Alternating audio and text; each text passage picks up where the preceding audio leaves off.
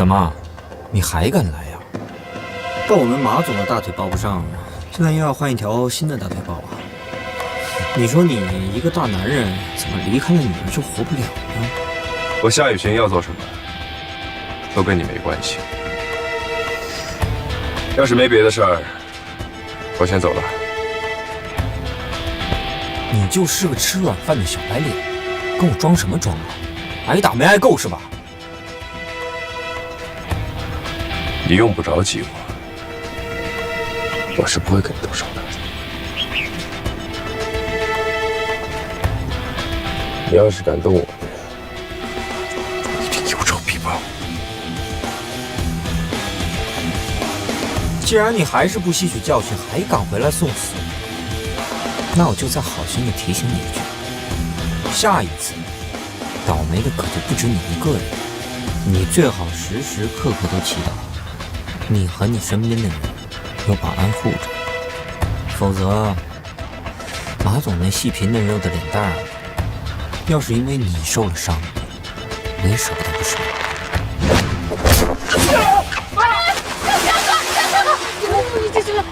夏哥，救命啊！夏哥，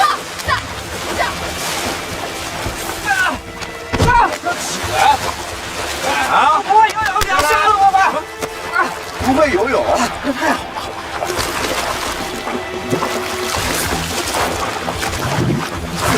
赵清风，我警告你，你敢动我，我会让你多给我下一秒。下去，下去。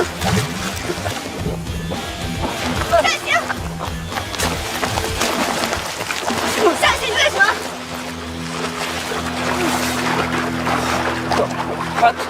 他刚才下水了，我想捞他来着。哎，是不是赵清风？是不是？是不是？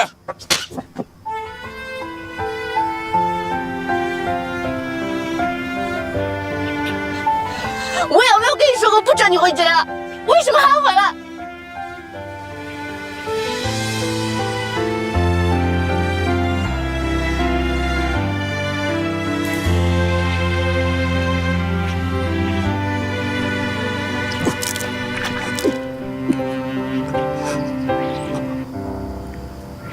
我当时就那么一击，他还真就上当了，还要跟着我同归于尽。然后呢？现在酒店上下都知道这种事，他取悦不成，反倒挨了马总一耳光。这酒店现在是马总的心头肉，他这么一闹，肯定不会待见他呀。这小子本来我以为他有脑子，现在看来还挺有脾气。你呀，也就是命大。你那一套啊，对付小流氓可以，对付夏雨晴根本没用。那咱们接下来怎么办？你确定马可爱他们两个都没有犯案？反正看起来不像假的。那就先去查查夏雨晴的身世背景，看看这人有什么弱点。好。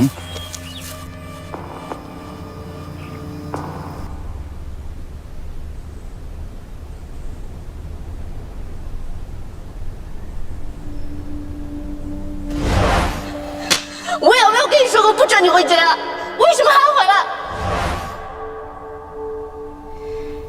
夏雨晴只要一回来就会遇到危险，她身上到底有什么可图的？还是说她无意中破坏？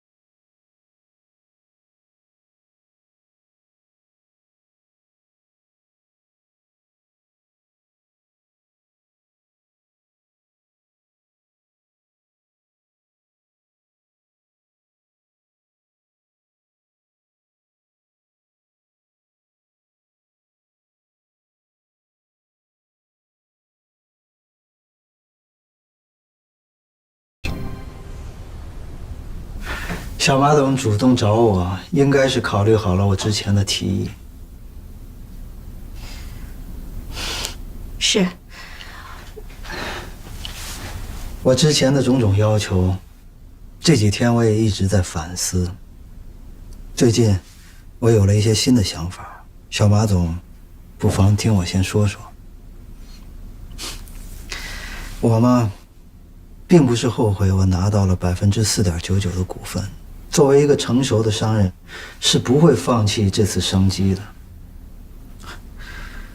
我们家族的生意也曾经遇到过这样的危机关头。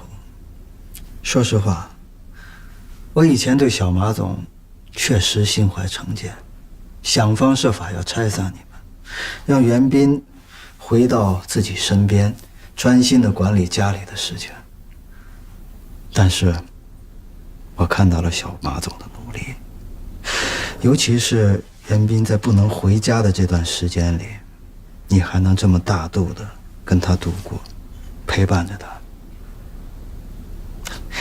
因此，我做出了一个决定。小马总千万不要误会，我并没有改变初衷，只是改变了方式。我决定把我的股份直接转给袁斌。我相信你们2个年轻人会自动的捋顺和处理好这样的事情的。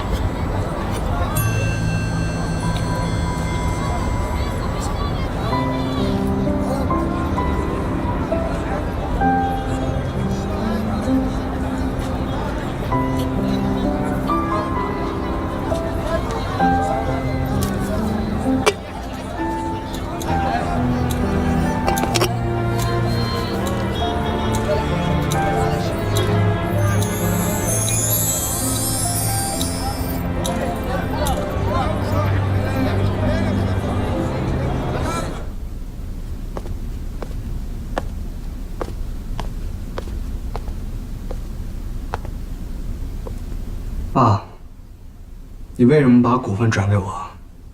之前你可没跟我商量过。商量？跟你商量管用吗？如果你知道感情的事儿也需要能力的话，就不会弄得像今天这么被动。您什么意思？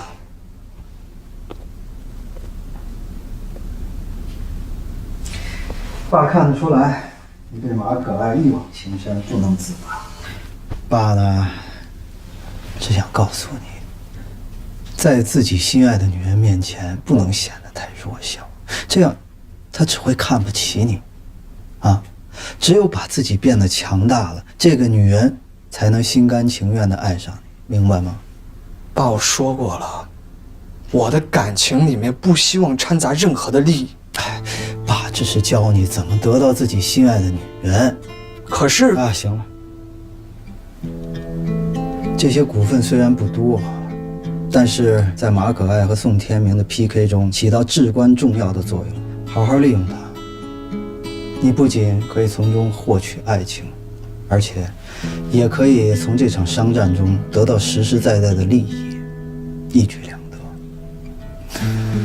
立场也由你自己决定，不受任何人的摆布。爸，难道在你的眼里面，什么都可以用金钱来交换吗？难道不是吗？金钱在商场上就是强者的见证，有了它，你就衣食无忧；没有它，你就什么都不是。如果让我在爱情和金钱面前做出选择的话，我选择爱情。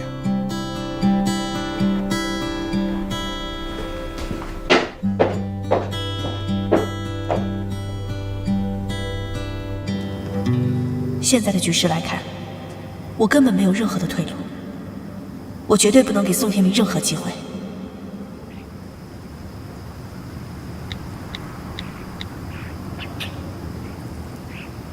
喂，袁斌，你现在有空吗？看，我就在你身后呢。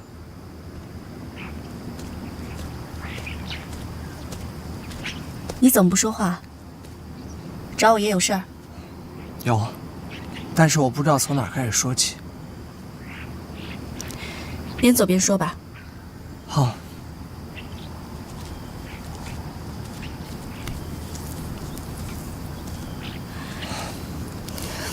其实，我认真的考虑了你父亲说的话。看，你听我说啊，这件事我是真的不知道。不过你放心，我回去会跟我爸好好谈谈，我绝对不会拿感情做筹码的。我相信你，我一直都相信你是真心想要帮我，也相信这是你爸爸的决定，不是你的意思。我今天找你来，是想要跟你好好谈一谈，看看我们两个能不能先达成一个共识。看，只要你相信我，你做的所有决定我都支持。你怎么说我就怎么做，绝无二话。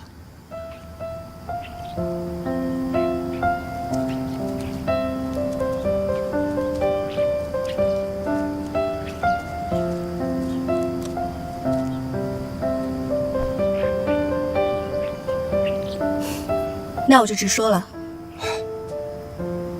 虽然我们两个人呢，在感情上看法不一，但是这不妨碍我们可以成为很好的合作伙伴。你也知道，我现在资金紧缺，不过你不用担心，我不会借助感情收回你手中的股票，因为我跟你一样，绝对不会利用感情去在生意上做什么歪脑筋。而且，就算是我想要收回，你父亲也未必同意。但是我还是挺欣赏你父亲的处事态度的，毕竟他在商场沉浮了这么多年，终归要有一套自己的处事原则。也许再过几年，我也会有这样的做法，也说不定呢。谢谢你啊，可爱。我真的没有想到你能这么理解我。我开始觉得你会怪我，所以我有很多话想说，但是我不知道怎么开口。我怎么会怪你们呢？我想过了，就算不是你父亲买回那些股份，也很有可能会落入仇家手里。所以，我怎么会说他买回了以后交给你是一件坏事呢？不过袁斌，我希望你可以认真考虑一下，看一看我们能不能保持一个深度合作、资源共享，争取做到双赢。我想，这大概也是韩伯父最终的用意吧。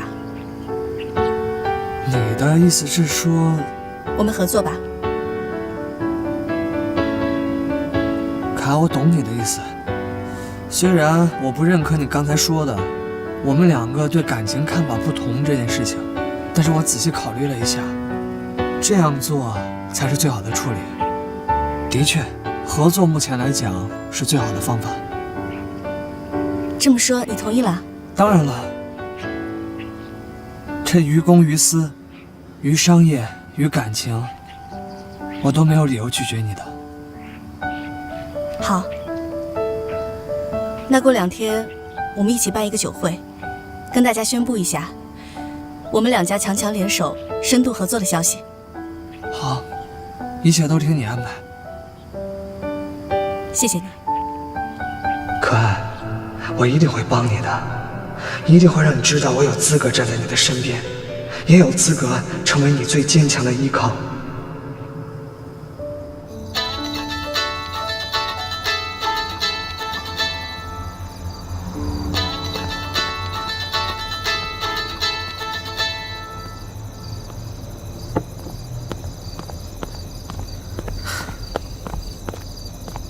就知道你在这儿呢。就这么肯定我来这儿啊？我还不了解你吗？平时心情不好的时候就来这儿喝几杯。陆真真真是我的好姐妹，只有你最清楚我在哪儿。我不知道，谁知道呀？这样对夏雨行，是不是有点过分了？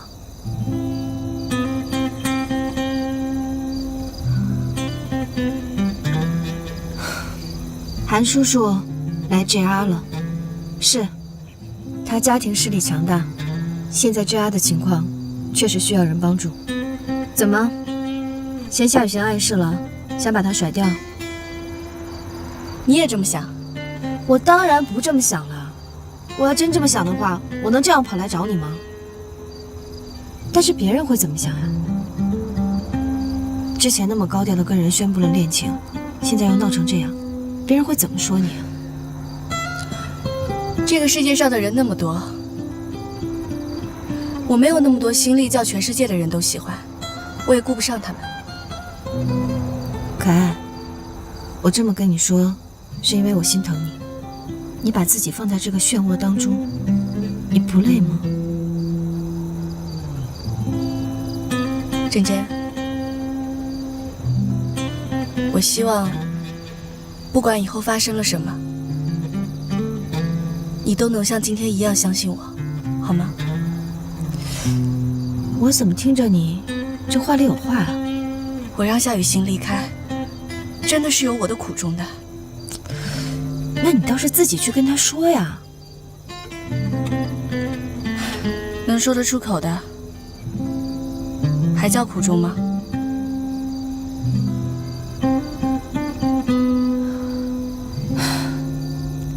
好了好了，不说了，来吧，陪你喝酒。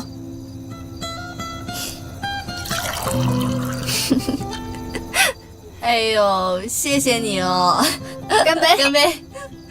你真舍得让我用这个喝啊？你真是舍得让我喝这么多啊！傻瓜！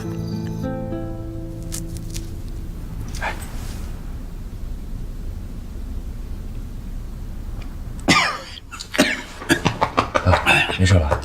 没事儿。夏夏，你这没上班啊？谁说的？我今天上班了，我上的是白班。还白班呢？你自己闻闻你身上的酒味儿。你这上班还能喝这么多酒？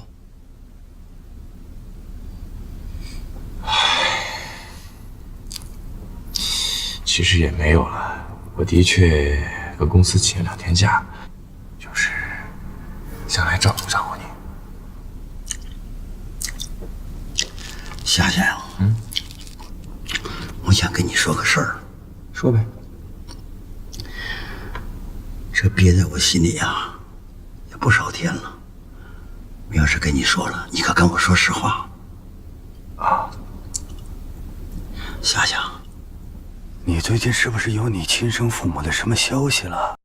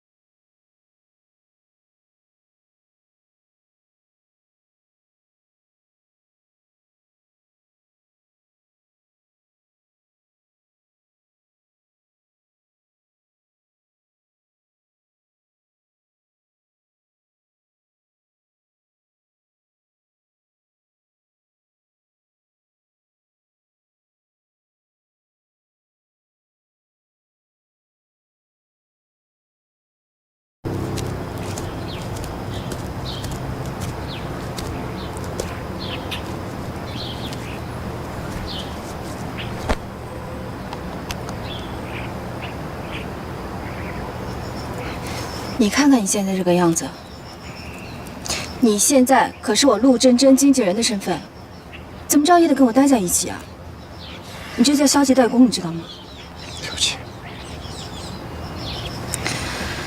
个人这样，两个人也这样，操不完的心。行了，跟我回去吧。陆真真，我现在没时间跟你胡闹，我要去照顾我爸。现在胡闹的是你，夏雨行，留下来照顾你爸爸。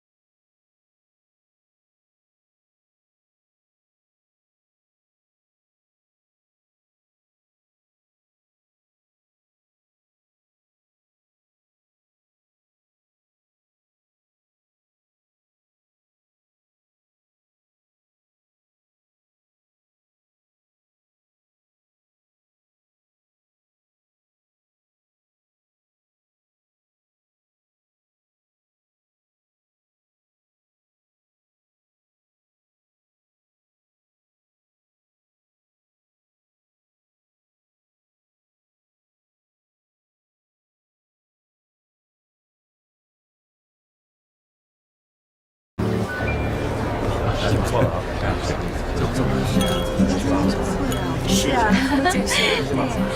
这个事情就拜托你了。那预祝我们合作愉快。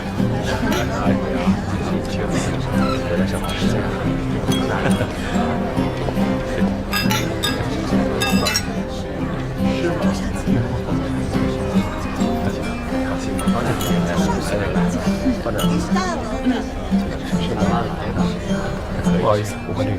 您请便。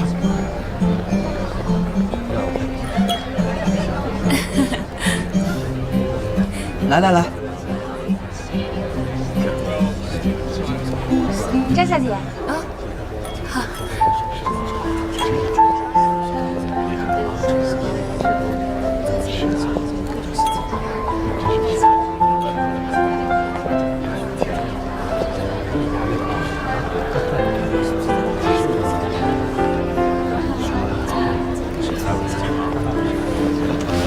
来。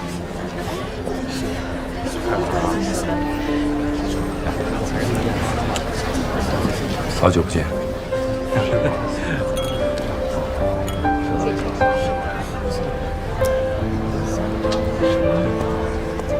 各位贵宾，大家晚上好！预祝大家在此度过一个美好的夜晚。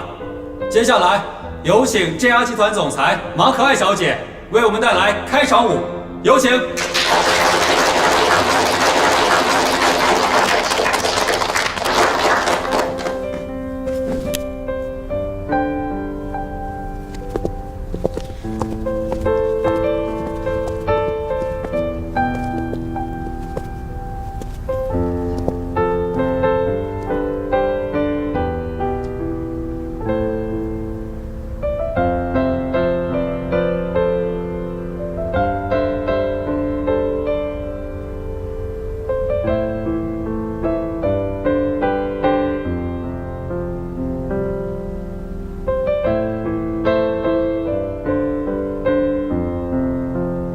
这个时候总是笑声很快乐。虽然听上去不像什么好话，但是我要不抓紧步伐，怎么能跟得上马总？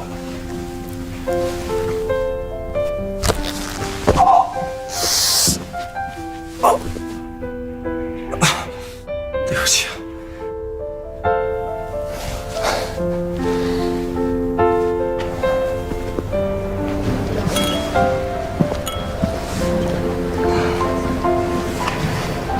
你现在的心情呢，我特别理解。来吧。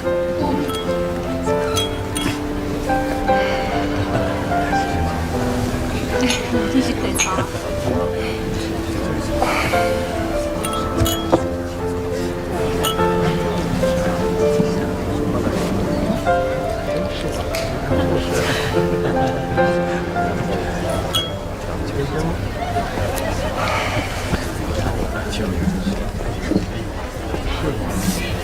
怎么，这就受不了了？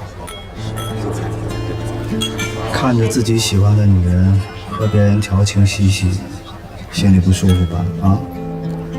我平常教你的，你都当耳边风。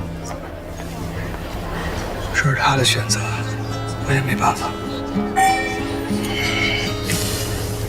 别着急，一会儿有好戏看。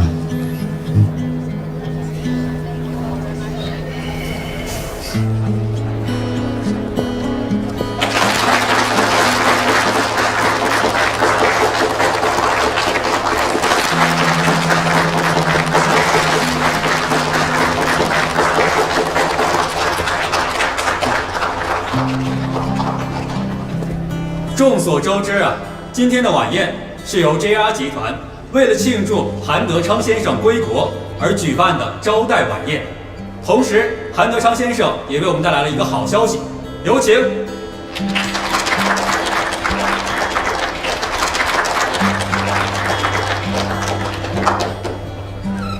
各位，我有消息要向大家宣布。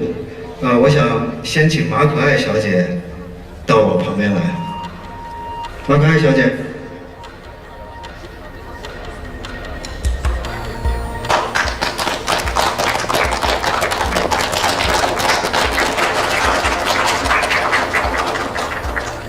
我相信大家都知道，我们韩家和 JR 关系紧密。这次回国呢，刚好是一次契机。我要把这种紧密的关系变成是一个双赢的强强结合。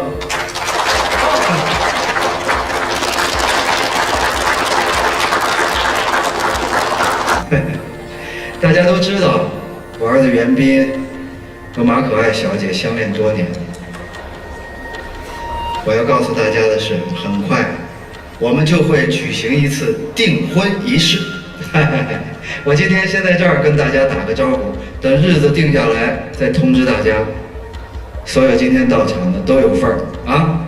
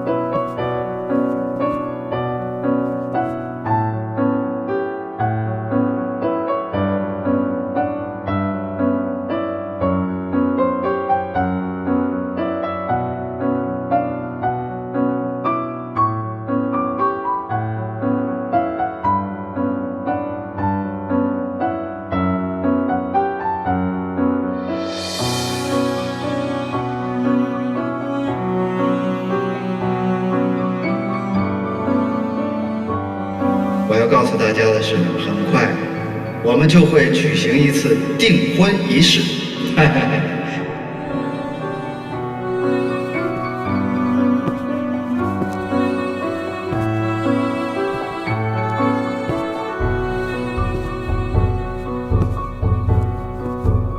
韩总，请问您选择在这个时候宣布您的公子和 JR 老板订婚的消息，是否别有原因？是不是为了炒作，帮助 JR 渡过难关？首先，非常感谢大家对韩氏和 JR 的关心。其实这次合作，商业的目的不是最重要的。大家都知道，这两个孩子之前在泰国就已经情投意合。大家也都知道，可爱曾经在泰国读过书，也不难查出，可爱刚刚好和我们家袁彬是同学。因此，宣布这次婚约呢，是水到渠成、顺理成章的事儿。没有任何炒作。这么说，他们是彼此的初恋吧？可以这么说。因此，希望得到大家更多。马总来了。马总，马总，请问您和韩家公子在泰国就已经恋爱了吗？马总，这次婚讯是否可以为 JR 迎来转机？啊，对不起，小姑娘脸皮薄，大家就不要再追问了。谢谢大家，谢谢大家。不要走了，马总，不要走了。JR 所有股东的期望全都寄托在你身上，配合一下我们的现在工作。不是任性的时候。别挤了啊！往后退。马总，不要再问了，不要再问了。还有个问题，马总，别再问你的问题了，不要再问了啊！往后退，别挤啊！不要再问了，往后退啊！不要再问了，都往后退。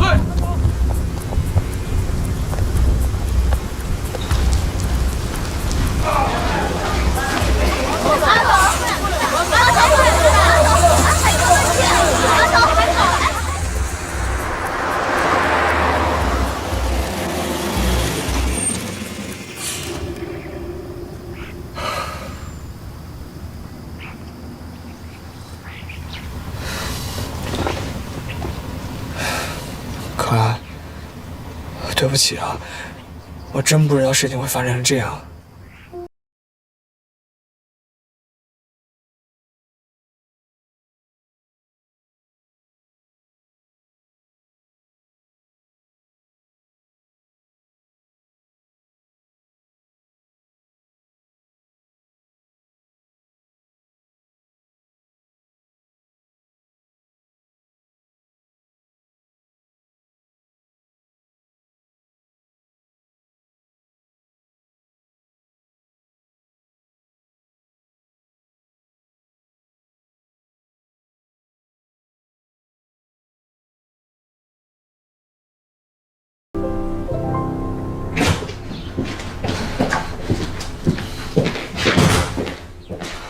爸，你为什么那么做？我都说了，我不想用感情来做交易，你这样突然做，我很为难的。来，坐，喝茶。坐。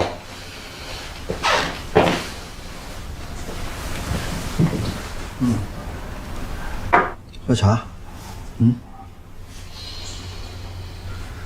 爸跟你说过多少次了啊？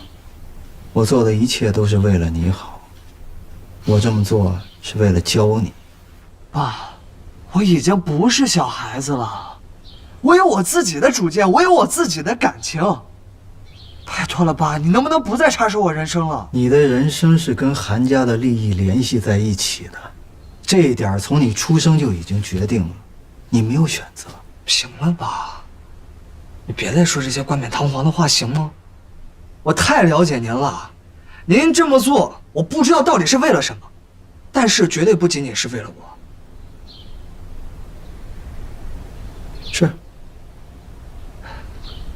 我除了要逼你做出抉择，我还想给宋天明一个巨大的压力，逼着他来找我，逼着他来答应我的条件，这样，咱们韩家的利益才会最大化。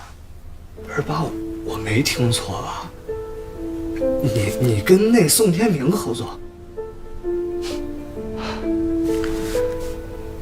以目前的形势来看，宋天明无疑是占据上风的。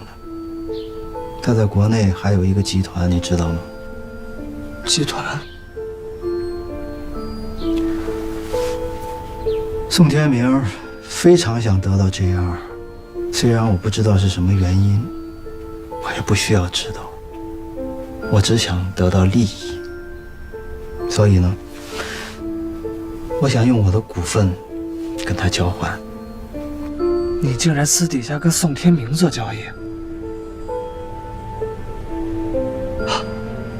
哦，爸，我终于明白了啊！你一直在脚踏两只船，对不对？啊，你利用可爱跟宋天明的对决，然后做出渔翁之利，然后两边开出同样的条件。生意场上不就是这样吗？你什么时候才能成为一个真正的男人？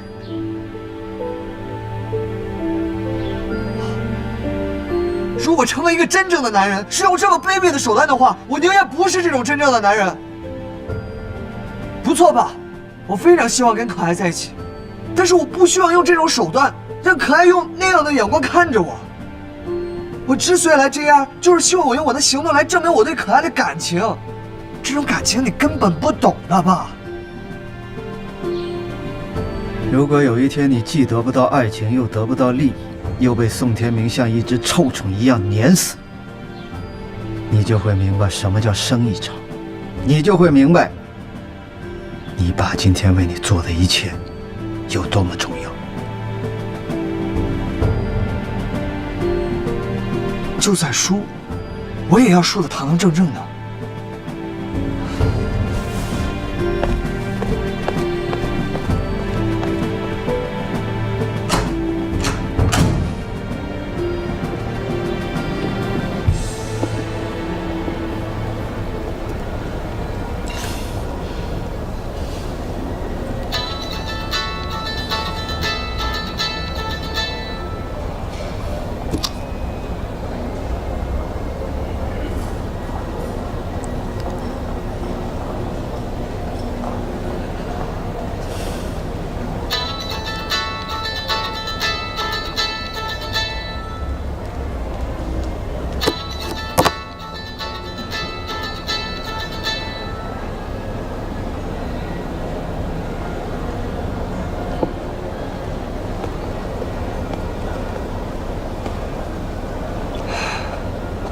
可爱，我想跟你谈谈。坐吧。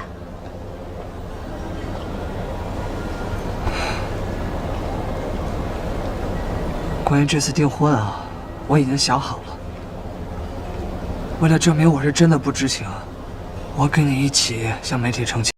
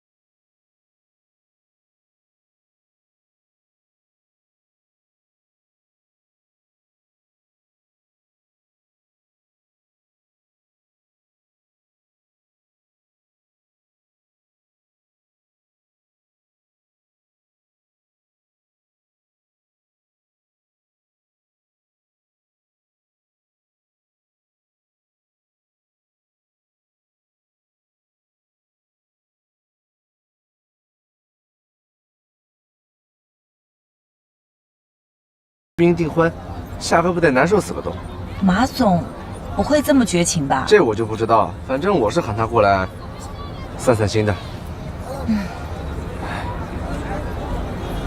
难搞。你们俩藏什么呢？没什么，没什么。手机给我，给我。什么啊？夏哥，这些可能都是记者乱写的，你别多想。就是这样。哎，订婚又不是结婚。再说了，结婚也会离婚的。别乱说话。好了，别说了，这事我知道。我也在等可爱的回应。啊？你什么时候知道的？夏哥，你没事吧？必须没事儿啊！夏哥是谁呀？明眼人都看得出来，马总喜欢的是咱夏哥，肯定不是韩元彬。反正我觉得这事儿肯定是韩家搞的鬼。你自己想想看，订婚了怎么可能还会分手呢？你是说可爱对我还有感情？必须有，肯定有。夏哥，以我过来人的经验告诉我，你肯定是平常太被动了。女孩子都很缺乏安全感的。你说的好像有点道理。肯定，我媳妇儿说的话吧。我确实不能这么下去了。自己的幸福就要自己去争取。加油，夏哥，我们支持你。耶！亚丽，我爸最近这2天情况不太好，明天麻烦你帮我照看一下，他明天还要复查。必须啊，咱俩谁跟谁啊？啊，没问题啊。哎，快点儿，加油！喝。必须的，干一个。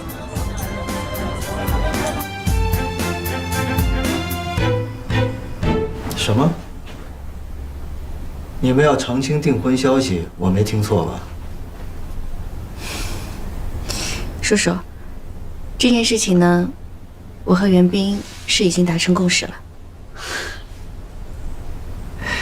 马总，我原本以为只有我儿子不长进，整天生活在童话里，想不到你经历了这么多风波的人也会这么想。你知不知道，这种事儿越是找媒体澄清，就越会被坐实，引起很多连锁反应，越闹越大。到时候事情一发酵，还会引起股民反弹，使得股票市场波动。真到了那个时候，JR可真就是雪上加霜啊！我之所以吸纳了 JR 的股票，无疑是看到你和宋天明之间在资金和经验上的力量悬殊。算不上帮你，但是至少给了宋天明一个欺骗性的信号，让他可以放松警惕。如果你现在去澄清，无疑是告诉宋天明，你的背后根本没有支持，而你没有任何资金周转。这也正是宋天明对你步步逼近、不依不饶的原因。而我的存在，却给了宋天明一个很大的想象空间，让他不敢轻举妄动，先试探我的深浅。马总，我这是给你指了一条正确的道路。如果你现在要出去澄清，无疑等于自杀。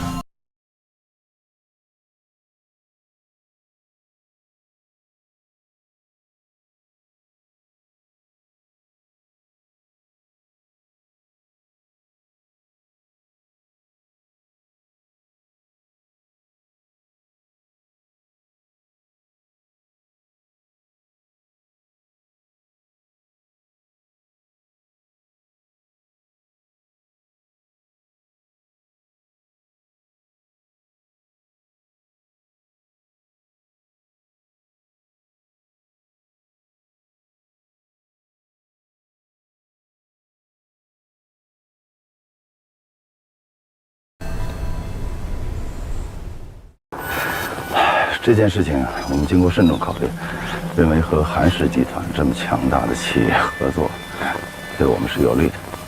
近日我们就可以就细节方面的问题进一步讨论。细节就不用跟我商量了，我这个人最痛快。我只有一个要求，你给我 PTV 500万股，我给你 JR4.99%的股。合作愉快。那我就不打扰了。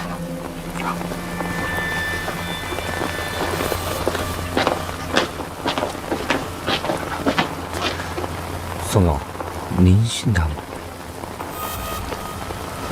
现在的形势由不得我们不信。他想跟我耍花样，嫩点。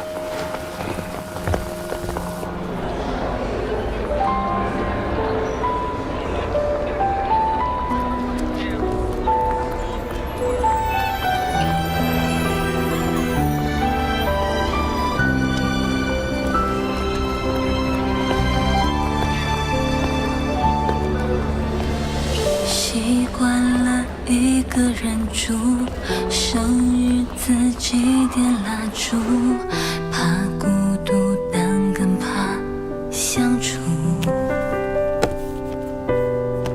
交出能给的全部，换来短点的幸福，也难免害怕重复。尽管想念依旧早放喧闹，狠狠心总能戒得掉，把自己保护好，太害怕再受伤，回忆拥挤不堪，记不下全新的美好。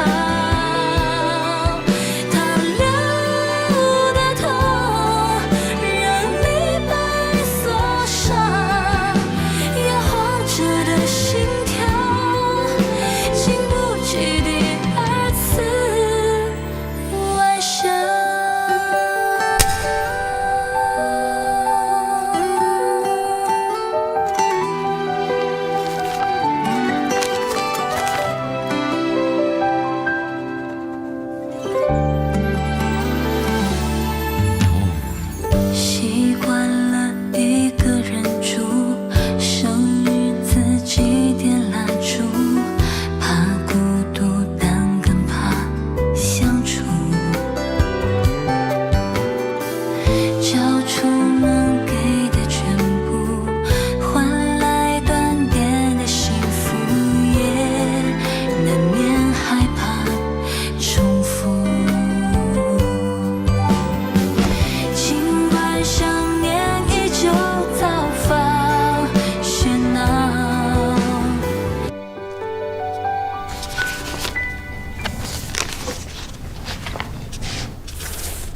合作愉快。合作愉快。合作愉快。合作愉快。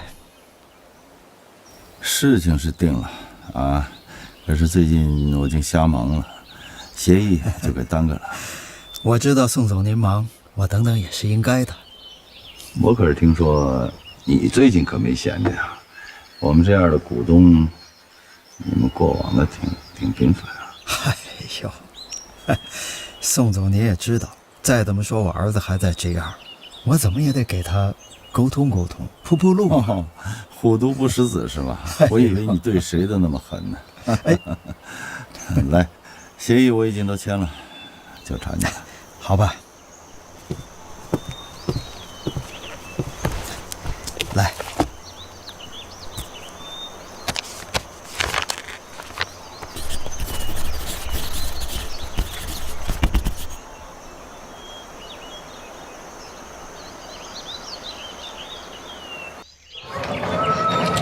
宋总，咱们业务拓展的消息一放出去 ，PTV 的股价跟着就大涨。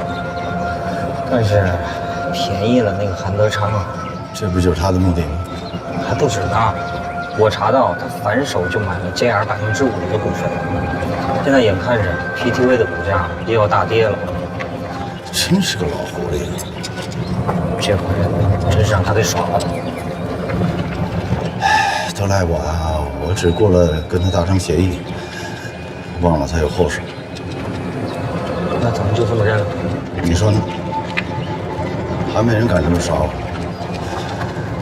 他最看重的是他儿子，我有办法对付他。你先传出消息，就说大股东增持 PTV 股票，先把股价稳住。好，按您说的吧。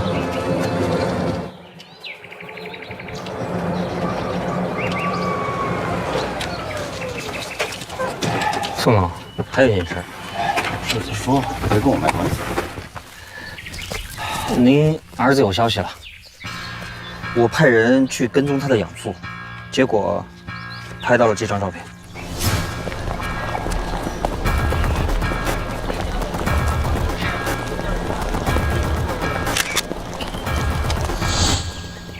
杨丽，这不是咱们JR的杨丽吗？对呀，我也奇怪，但是现在因为只有这张照片，所以还不是很确定。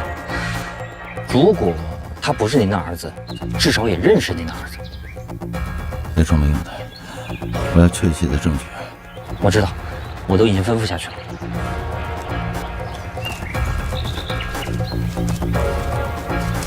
杨烈是我儿子。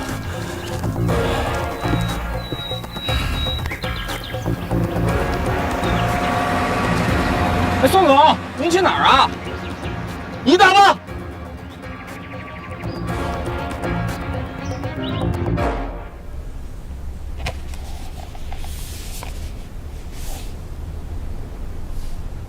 爸，你这什么都别说了。这份协议一签马上就生效。我知道我是个生意人，把一切问题都利益化，但是我希望你明白我这个做父亲的苦心。做父亲的是不会害自己儿子的。我不管你认不认可，接不接受，总之，这都是我为你上的第一课。以后就全看你自己了。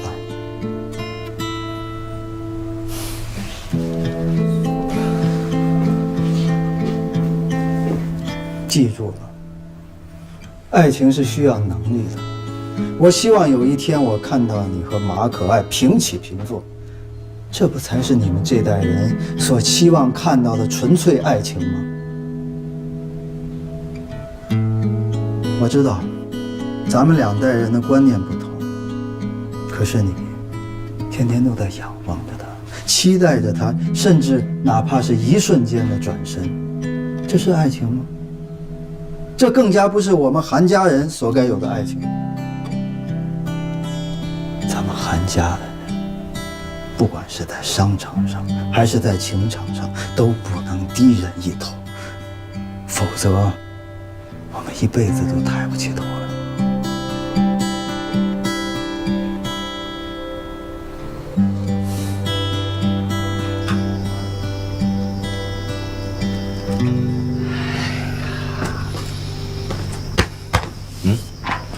见到沈老了没？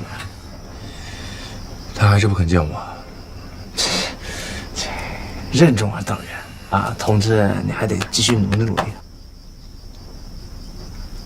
我现在才知道，我和他之间的距离有多少。我们俩的缘分，全凭他做主。只要他想一刀两断，我什么办法都没有。我说你啊，别那么悲观。这女孩子发点脾气正常，别那么在意吧。你不了解她，算了，不提她了。对了，我爸怎么样了？嗯，你爸挺好的，医生说没事，放心吧啊。这两天辛苦你了。哎，是啊，咱俩谁跟谁啊？哦，对了，我这两天带你爸做检查的时候，我总感觉背后有人偷偷的盯着我。确定吗？确定。我当时带着叔叔就不方便。他们没对你动手？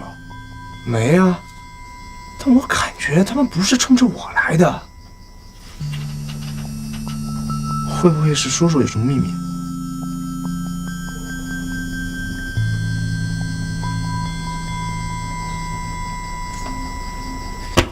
杨丽，帮我个忙。把这个戒指戴上，找机会露给他们看。如果他们问你和我爸的关系，你就说你从小被捡来的。啊，听明白没有啊？哦，那你的意思是说，我想让你冒充我。来，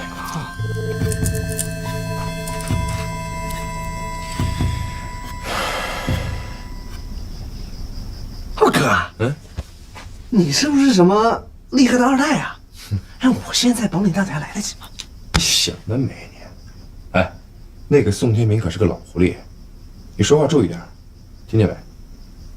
不是，那个老狐狸。哦，你是不是他的私生子啊？什么私生子啊？我说你每天别脑洞这么大，行不行？记得我说的话千万记得，别露馅了。哎，我跟你讲一下我爸的故事。当年是这样的，我从小呢就被我爸捡来。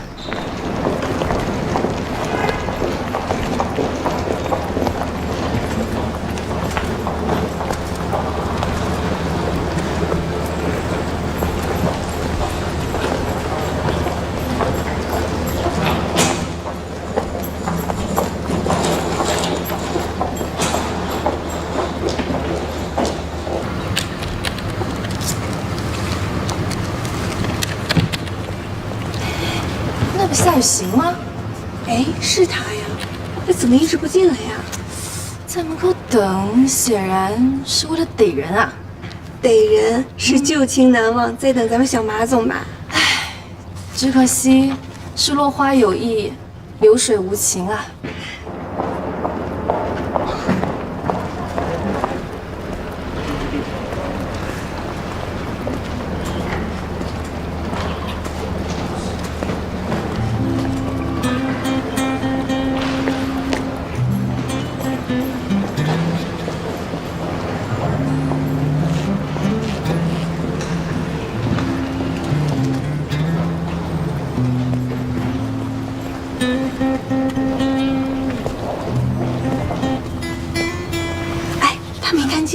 我们要不要提醒他一下？马总显然是故意躲着他的，咱们还是不要多事的。小月，换一下房间，A920换到A826。826是吗？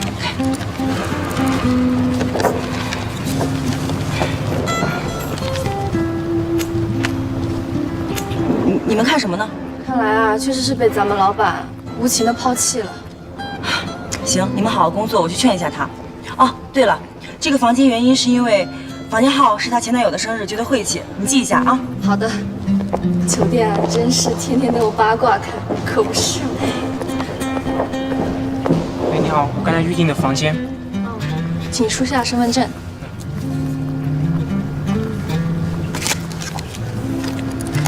你的房卡 A826。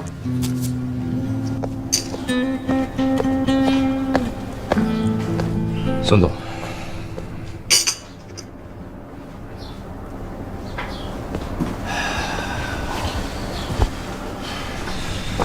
不知宋总找我何事？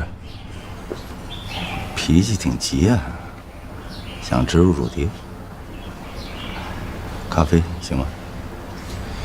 不好意思，我赶时间。你有话直说吧。你赶着去投简历去面试，不如我给你一个职位，回 J2 当我的特助，怎么样？特助？你们那些事儿我大概听说了。那年轻人嘛，谈情说爱难免亲了那个输了那个啊。我只是不想看你这么委屈，也算是我代表J2给你的一点安抚。当然，你的那两个朋友杨丽和孙倩是吧？他们都可以回来。您这什么意思啊？我是在收买你，看不出来啊？这个世界啊，早晚是年轻人的。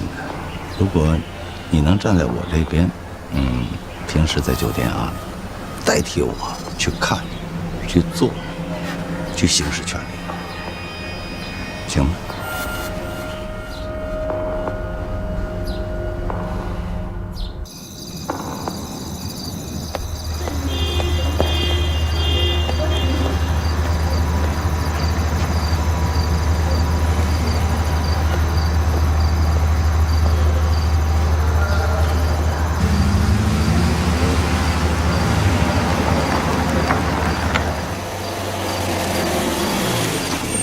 马总，你看夏雨行。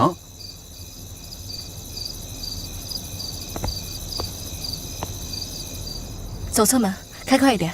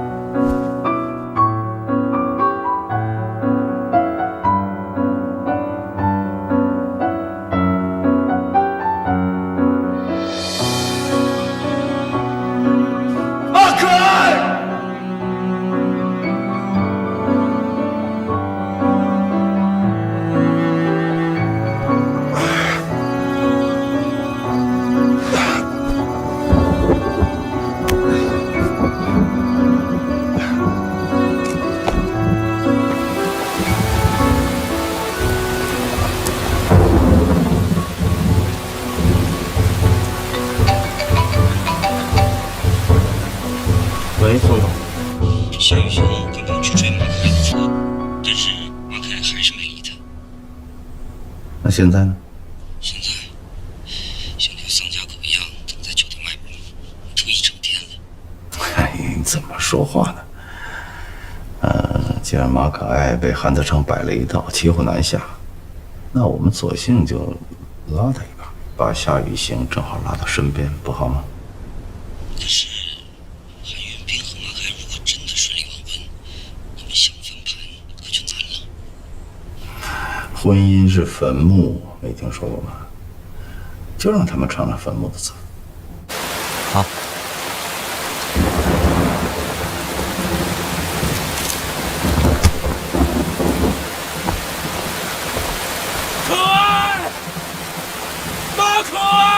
我当是谁家的狗在这儿乱叫，原来是你啊！怎么，你到现在还没有弄清楚形势吗？你在这儿乱叫有用吗？我要是你，就做一回男人，以牙还牙，干掉韩云。等着韩家吃掉了 JR， 马可爱可就成了别人的女人，你却还是那个穷小子。现在既然有人欣赏你，可不赶快一个问题？说完了吗？要是说，就给我滚！夏雨行，不要记酒不吃吃罚酒，滚！